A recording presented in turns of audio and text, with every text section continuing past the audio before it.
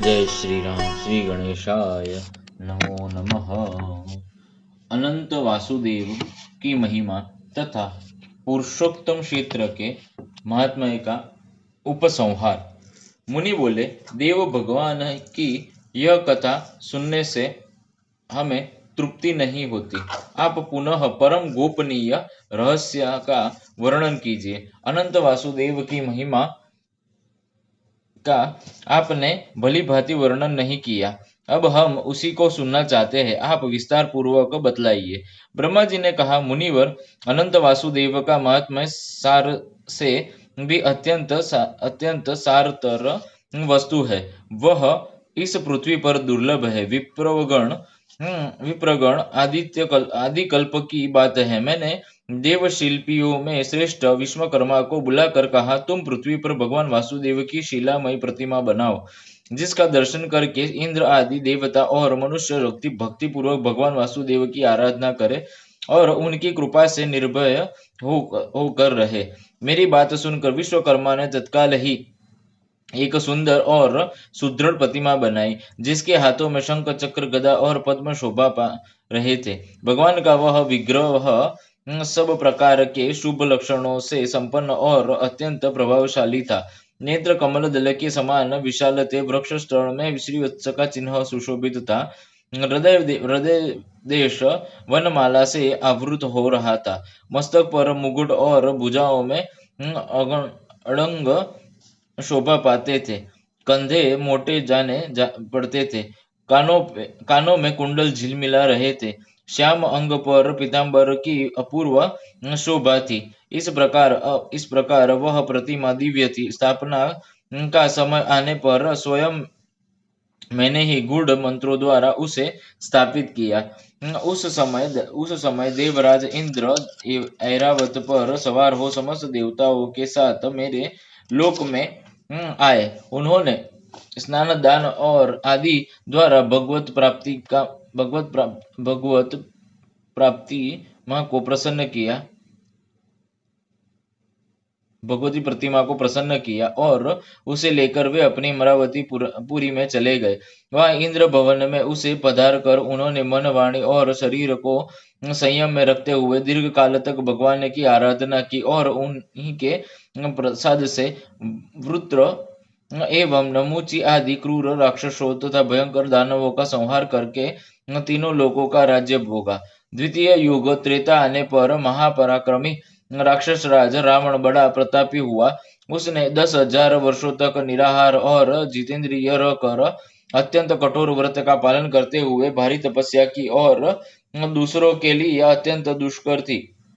उस तपस्या से संतुष्ट होकर मैंने रावण को वरदान दिया, तुम्हें संपूर्ण देवता और दैत्यों, दानवों और राक्षसों में कोई नहीं मार सकेगा। शाप के भयंकर प्रहार से भी तुम्हारी मृत्यु नहीं होगी। तुम यमदूतों से भी अवैध रहोगे। ऐसा वर पाकर वह राक्षस संपूर्ण यक्षों और उनके राजा धनाढ्य शकुबेर को भी परास्त करके इंद्र को भी जीतने के लिए उद्यत हुआ। उसने देवताओं के साथ बड़ा भयंकर संग्राम किया। उसके पुत्र का नाम मेघनाथ था। मेघनाथ ने इंद्र को जीत लिया, अतः वह इंद्रजीत के नाम से प्रसिद्ध हुआ।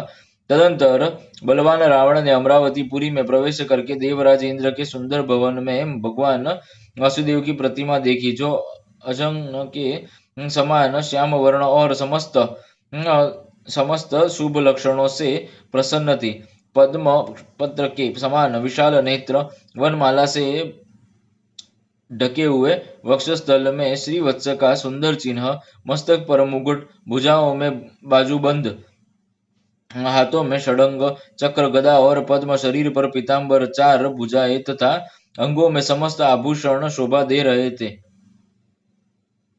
वह प्रतिमा समस्त मनोवांछित फलों को देने वाली थी। रावण ने यहाँ रखे हुए ढेर के ढेर रत्नों को तो छोड़ दिया और उस सुंदर प्रतिमा को तुरंत ही पुष्पक विमान से लंका में भेज दिया।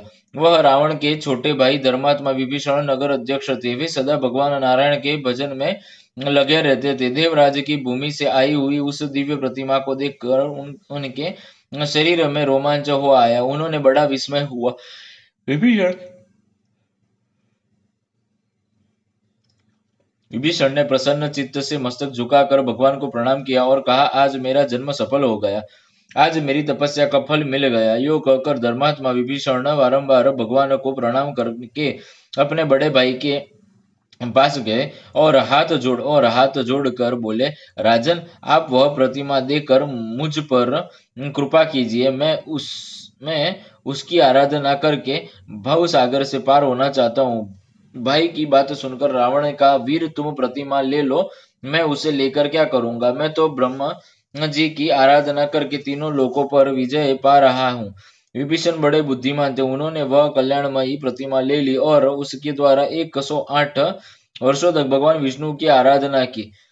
इससे उन्होंने अणिमा आदि 8 सिद्धियों के साथ अजर अमर रहने का वरदान प्राप्त कर लिया। रावण बड़ा पापी और क्रूर राक्षस था।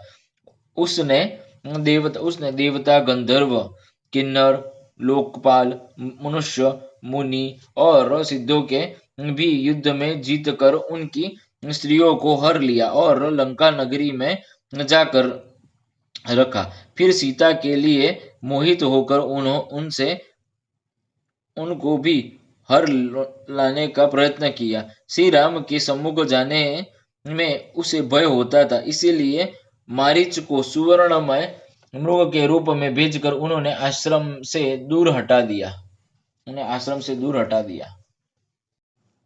और सीता को अकेली पाकर हर लिया। इसका पता लगने पर लक्ष्मण सहित श्री राम को बड़ा क्रोध हुआ। उन्होंने रावण को मार डालने का निश्चय किया और इस कार्य में सुग्रीव सहायक हुए। सुग्रीव का वाली के साथ वैर था, अतः श्री राम ने वाली को मारकर सुग्रीव को कनिष्क किष्किंधा के राज्य पर अभिषिक्त कर दिया और अंगद को युवराज बनाया। फिर हनुमान नल, नील, जाम्बुवन, पनस, गवय, गवाक्ष और पाठीन आदि असंख्य महाबली वानरों के साथ कमल नयन श्री राम ने लंका की यात्रा की।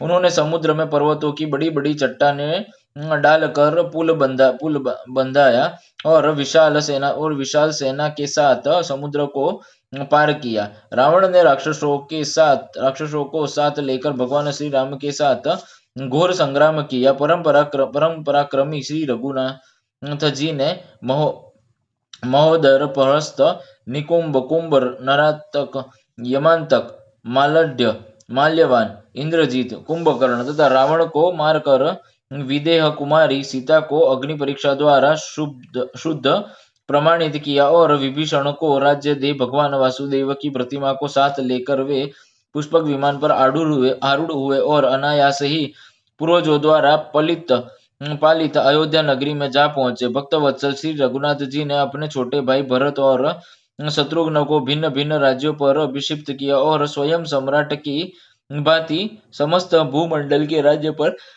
आसीन हुए। उन्होंने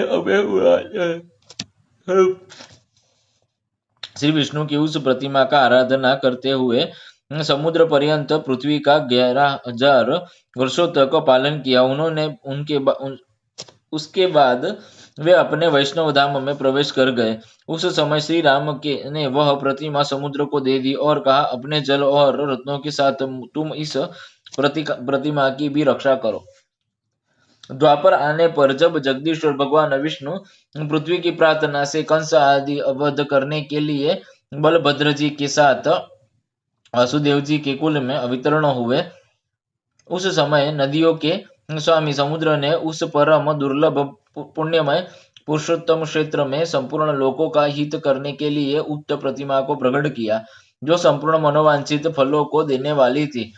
तब से उस मुक्तिदायक क्षेत्र में ही देवाधिदेव अनंत वासुदेव विराजमान है, जो मनुष्यों की समस्त कामनाएं पूर्ण करने वाला है। जो लोग मन, वाणी और क्रिया द्वारा सर्वेश्वर भगवान अनंत वासुदेव की भक्ति पूर्वक शरण लेते हैं, वे परम पद को प्राप्त होते हैं। भगवान अनंत का एक बार दर्शन, भक्ति पूर्वक पूजन और प्रणाम करने के मनुष्य राजसूय और अश्वमेघ यज्ञों से 10 गुना फल प्राप्त होता है। वह समस्त भोग सामग्री से संपन्न छोटी छोटी घंटियों से सुशोभित सूर्य के समान तेजस्वी और इच्छानुसार चलने वाले विमान से वैकुंठ धाम में जाता है।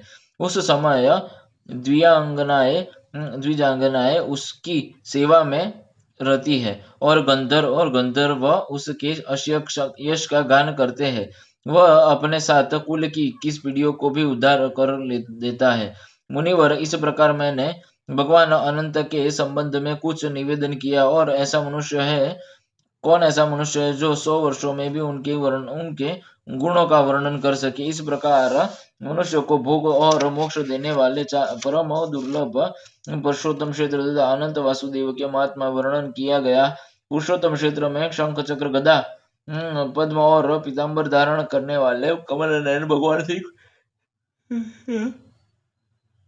विराजमान है, जिन्होंने कंस और कैसी का संहार किया था। जो लोग वहां देवदानव वंदित श्री कृष्ण, बलभद्र और सुभद्रा दर्शन करते हैं, वे धन्य है। भगवान श्री कृष्ण तीनों लोकों के स्वामी तथा संपूर्ण अभिष्ट वस्तुओं के दाता है। जो सदा उनका ध्यान करते हैं वे निश्चय ही मुक्त हो जाते हैं। जो सदा श्री कृष्ण में अनुरक्त रहते हैं, रात को सोते समय श्री कृष्ण का चिंतन करते हैं और फिर सोकर उठने के बाद भी श्री कृष्ण का स्मरण करते हैं, वे शरीर त्यागने के बाद श्री कृष्ण में ही प्रवेश करते हैं। ठीक वैसे ही है जैसे मनोच्चार पूर्वक होम किया हुआ हविष्य अग्नि में लीन हो जाता है। अतः मुनिवर, मोक्ष की इच्छा रखने वाले पुरुष को पुरुषोत्तम क्षेत्र में सदा यत्न पूर्वक कमल नयन श्री कृष्ण का दर्शन करना चाहिए। जो मनीषी पुरुष शयन और जागरण काल में श्री कृष्ण, बलभद्र तथा सुभद्रा का दर्शन करते हैं, वे श्री हरि के धाम में जाते हैं। जो हर समय भक्ति पूर्वक पुरुषोत्तम श्री कृष्ण, रोहिणी नंदन बलभद्र और सुभद्रा देवी का दर्शन करते हुए भगवान विष्णु के लोक में जाते हैं। जो वर्षों के 4 महीनों में पुरुषोत्तम क्षेत्र के भीतर निवास करते हैं, उन्हें सारी पृथ्वी की तीर्थ यात्रा से भी अधिक फल प्राप्त होता है। जो इंद्रियों को जीत कर और क्रोधों का वशीभूत करके सदा पुरुषोत्तम क्षेत्र में ही निवास करते हैं, तपस्या फल पाते हैं। मनुष्य अन्य तीर्थों में 10,000 वर्षों तक तपस्या करके जो फल प्राप्त है, उसे पुरुषोत्तम क्षेत्र में एक ही मास में प्राप्त कर लेता है। तपस्या, ब्रह्मचर्य पालन तथा आसक्ति त्याग से जो फल मिलता है, उसे मनीषी पुरुष वह सदा ही पाते रहते हैं। जो सब तीर्थों में स्नान दान करने का जो पुण्य फल बताया गया है, वह मनीषी पुरुषों को यहाँ सर्वदा प्राप्त होता है। विधि पूर्वक तीर्थ से वन तथा व्रत और नियमों के पालन से जो फल बताया गया है, उसे वह इंद्रिय संयम पूर्वक पवित्रता से रहने वाले पुरुष प्रतिदिन प्राप्त करते हैं। नाना प्रकार के यज्ञ से मनुष्य जो फल प्राप्त करता है, वह जितेंद्रिय पुरुषों को वहां प्रतिदिन मिला करता है। जो पुरुषोत्तम क्षेत्र में कल्प वृक्ष अक्षय वट के पास जाकर शरीर त्याग करते हैं, वे निसंदेह मुक्त हो जाते हैं। जो मानव बिना इच्छा के भी वहां प्राण त्याग करता है, वह भी दुख से मुक्त हो दुर्लभ मोक्ष प्राप्त करता है। कृमि, कीट, पतंग आदि तथा पशु पक्षी की योनि में पड़े हुए जीव भी वहां देह त्याग करने पर परम गति को प्राप्त करते हैं। जो मनुष्य एक बार से श्रद्धा पूर्वक भगवान पुरुषोत्तम का दर्शन कर लेता है, वह सहस्त्रों पुरुषों में उत्तम है। भगवान प्रकृति से जो और पुरुष से भी उत्तम है। इसीलिए वे वेद पुराण तथा इस लोक में पुरुषोत्तम कहलाते हैं। जो पुराण और वेदात्मा परमात्मा कहे गए हैं, वे ही संपूर्ण जगत का उपकार करने के लिए है। पुरुषोत्तम रूप से विराजमान है। पुरुषोत्तम क्षेत्र में भीतर मार्ग में स्मशान भूमि है। घर के मंडप में, सड़कों और गलियों में जहाँ कहीं इच्छा वहां अनिच्छनीय जहाँ कहीं इच्छा या अनिच्छा से शरीर त्याग करने वाला मनुष्य मोक्ष का भागी होता है। पुरुषोत्तम क्षेत्र तीर्थ के समान किसी तीर्थ का महात्मा न हुआ है और न होगा। मैंने इस क्षेत्र के गुणों का एक अंकशास्त्र यहाँ बताया है। कौन पुरुष 100 वर्षों में भी उसके समस्त गुणों का वर्णन कर सकता है। मुनिवर, यदि तुम